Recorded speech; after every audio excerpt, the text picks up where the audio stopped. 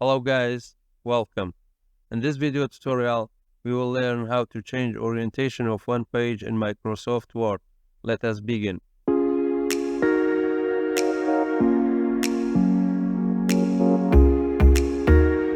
And first step, to show multiple pages on your screen, navigate to View tab. In Zoom section, choose multiple pages. And then select the text in the page that you want to change the orientation. Select text, navigate to Layout, click on this icon. Page Setup dialog box will open.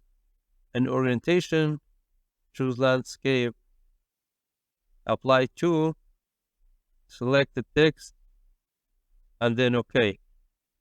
As you can see, the orientation of our page changed. Thanks for watching. I hope you found this video to be helpful.